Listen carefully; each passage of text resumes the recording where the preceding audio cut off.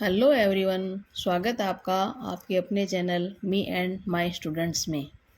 आज हम लोग क्लास 10th के हिंदी बुक के क्षितिज से सूरदास के पद को पढ़ेंगे। सूरदास के ये पद सूरदास के सूर सागर के भ्रमर गीत से लिए गए हैं। ये 4 पद हैं। इनमें से हम दूसरे पद को आज पढ़ेंगे। इन पदों में गोपियों की व्यथा को बताया गया है।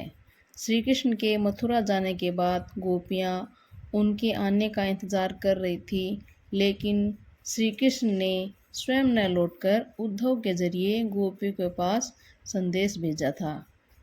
उद्धव ने निर्गुण ब्रह्मा एवं योग का उपदेश देकर गोपियों की विरह वेदना को शांत करने का प्रयास किया। गोपियाँ ज्ञान मार्ग के बजाय प्रेम मार्ग को पसंद करती थीं। इस कारण उन्हें उद्धव का संदेश पसंद नहीं आया और वे उद्धव पर कटाक्ष करती हुई कहती है, जो इन पद में बताया गया है, जो हम आगे पढ़ेंगे। चलो शुरू करते हैं।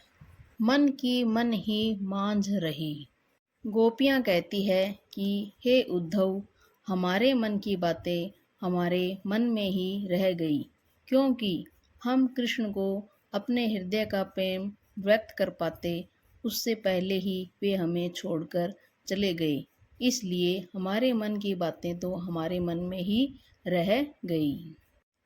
कहिए जाय कौन पे उद्धो, नाही परत कही। हे उद्धव, अब हम अपने मन की बात किससे कहें और कैसे जाकर कहें। अवधि आधार आस आवन की, तन मन बिथा सही। अवधि यानी समय, आधार यानी आधार या सहारा, आस आशा, आवन की आने की, बिथा दुख दर्द पीड़ा।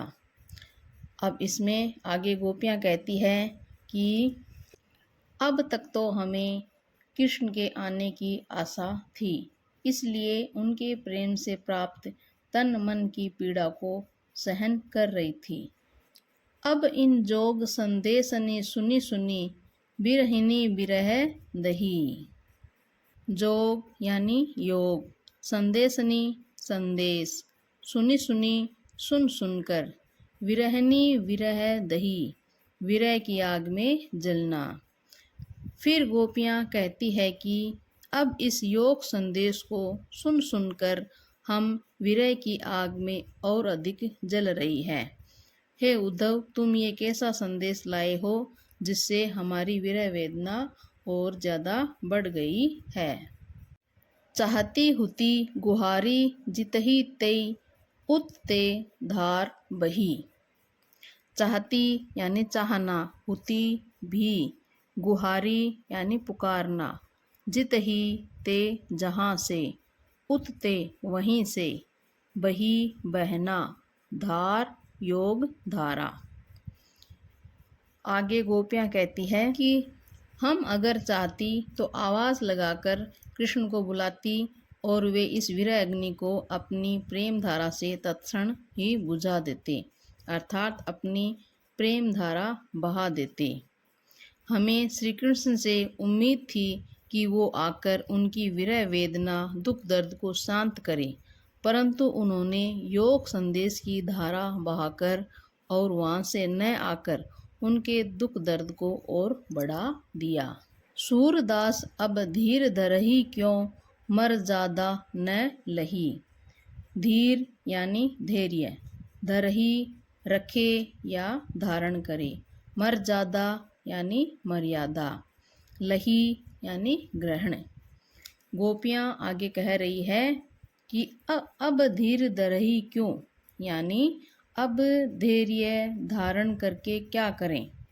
मर ज़्यादा न लही, यानी कि श्री कृष्ण ने मर्यादा का पालन ही नहीं किया।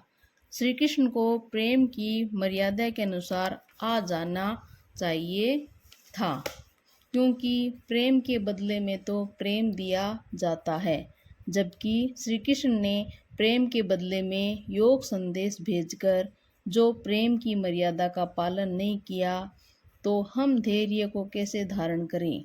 श्री कृष्ण ने हमसे छल किया है, तो हम कैसे शांत रह सकते हैं। इस प्रकार से गोपियाँ उद्धव से अपनी विरह व्यथा को बता रही है तथा श्री कृष्ण की शिकायत कर रही है। तो आपको ये दोहे, ये पद आपको कैसे लगे हैं कमेंट करके ज़रूर बताना, और अगर आपको कोई भी शिकायत है तो ज़रूर बताइए। अब अगले वीडियो में हम अगले पद पढ़ेंगे। धन्यवाद।